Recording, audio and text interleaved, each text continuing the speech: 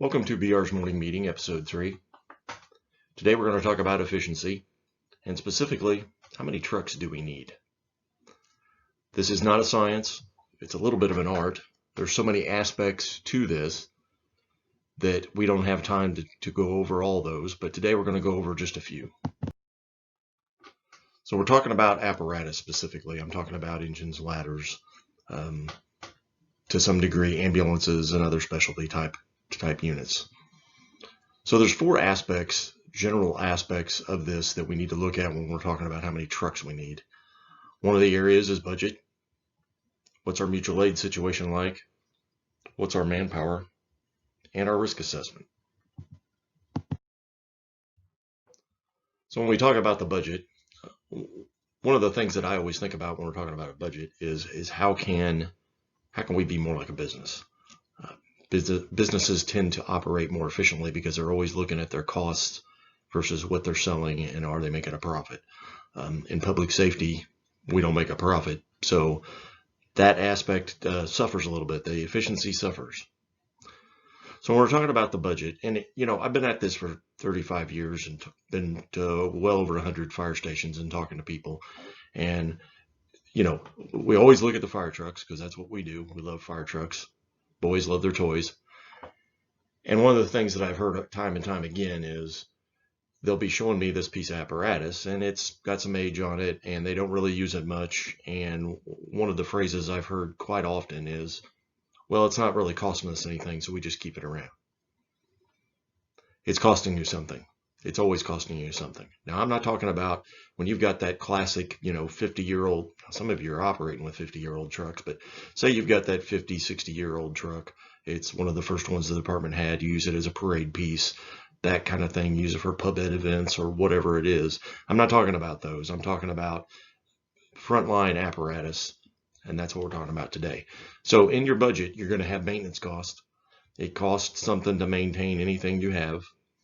Insurance, you can spend a lot of money on insurance.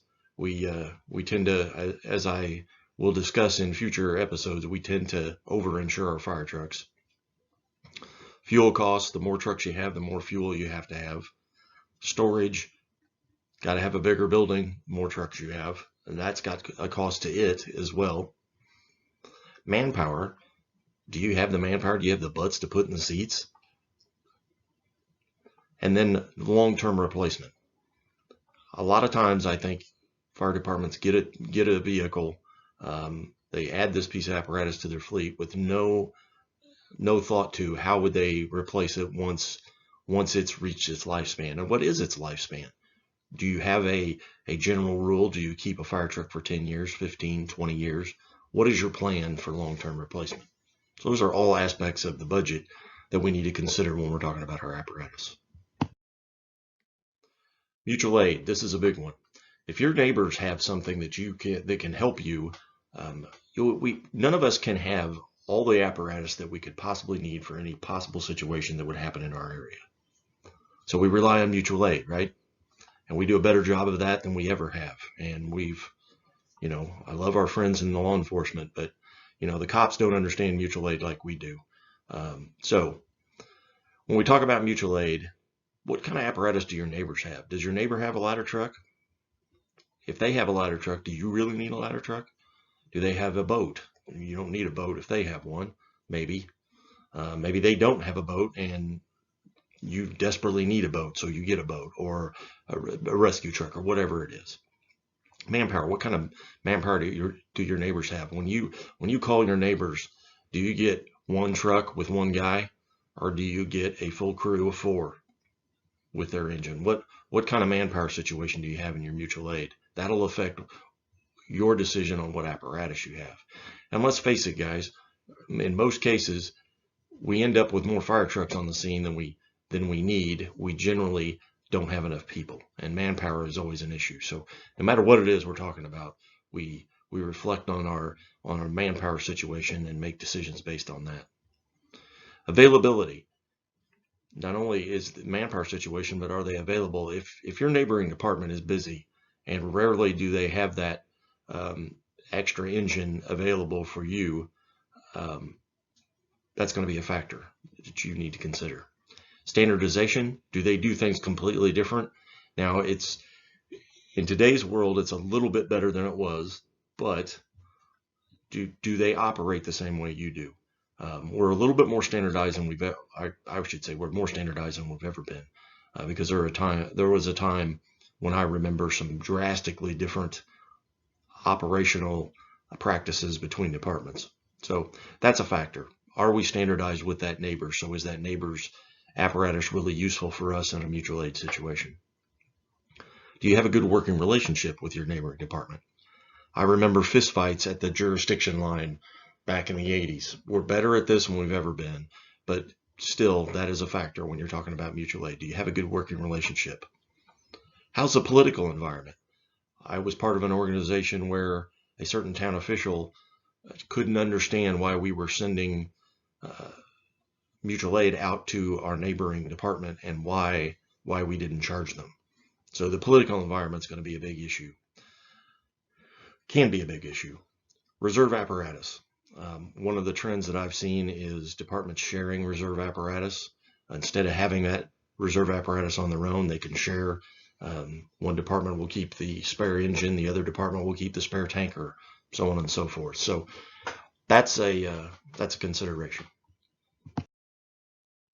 So manpower. I've referenced manpower in other parts of this, but let's delve into just manpower in and of itself.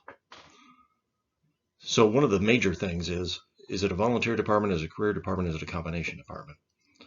There tends to be, and I'm not saying this is in every case, but there tends to be more apparatus at volunteer departments. We tend to be more over-equipped at volunteer departments.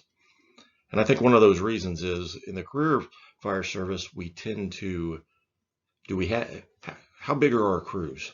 How many paid personnel do we have on station? Can we man those trucks that are on the station? And that is a key factor in our decision making when it comes to how many apparatus we have at a career department. At a volunteer department, there's a lot of variables. So we tend to have more fire trucks at volunteer organizations. And I guess my point is that if you don't have enough butts to put in the seats, maybe it's time to look at, do we really need all these fire trucks? And I can say this from experience, a lot of times it's better to have fewer, nicer trucks than it is to have more, less adequate vehicles. So training, are your personnel trained to operate the apparatus you have? Are you able to train people on a ladder truck and get everyone cleared to drive that ladder truck, and not only drive it, but operate it properly? Not just saying ladder trucks, it goes with a lot of different equipment. So training is an issue when we're talking specifically about manpower. Your roster demographics, do you have a bunch of, and no offense to anyone, but say you have a bunch of people that don't operate vehicles very often. They didn't grow up on farms and are able to operate large equipment. You may tend to have smaller equipment for those that aren't used to operating the larger equipment. So that's a factor. Your response, what's your average response? What's the average number of personnel you can get on any particular run? And then what's your maximum potential? What do you think it is? If you've got 25 members, or do you have the potential of maybe getting 15 at the most on any given run? So what's that potential? That's going to affect when you decide how many trucks you have. If you can't staff them, why have them? POV, do you let your personnel drive directly to the fire scene? POV meaning personally owned vehicle. That can be a factor in how many trucks you have. And then the crew size. Are you going out the door with 2 people or 4? One of my pet peeves is calling for an engine, mutual aid engine, and I get the engine with 1 guy on it. Generally speaking, I need the people more than I need the truck. Now, obviously, with a tanker or something like that, that's a different. We're going to look at that one differently. But you understand what I mean. Crew size can be an issue. And then you need to take a risk. The first thing you actually need to do is take the risk assessment. What do we do 90% of the time? What's our population like? What are our occupancies? Do we have industrial occupancies, warehouses, those type of things? Do we have hotels, motels, large apartment complexes. What are your occupancies? That's going to tell you a lot about what type of apparatus you need. What are the buildings like? Are they big tilt slab, wide open space warehouses? Do you have brownstone type housing that's all close together in an old downtown? What are your buildings like in your area? Can you consolidate the functions? And what I mean by that is, as an example, at a department I was with, we took, when I started in the chief officer position, we had a rescue and a ladder truck. We ended up consolidating those two and making our ladder into a rescue vehicle as well. So you can consolidate functions in the apparatus. And then your natural areas that you have in your jurisdiction. Are you an agricultural area? Do you have bodies of water? Do you have hills and those type of things? It's going to drastically affect what type of runs you go on. What's your water supply like? Do you have a public water system? How big is the public water supply system? What is the water source and how dependable is it? And then transportation. Do you have highways, railways, interstates, those type of things? All these things are going to affect what you decide to do with apparatus and how many trucks you need and what type you need. So my challenge to you is always be asking, how can we be more efficient? If you have any questions about this or any of the other topics I've discussed, you can get a hold of me. Here's my cell phone. You can call or text me. You've got my email. And I thank you for watching.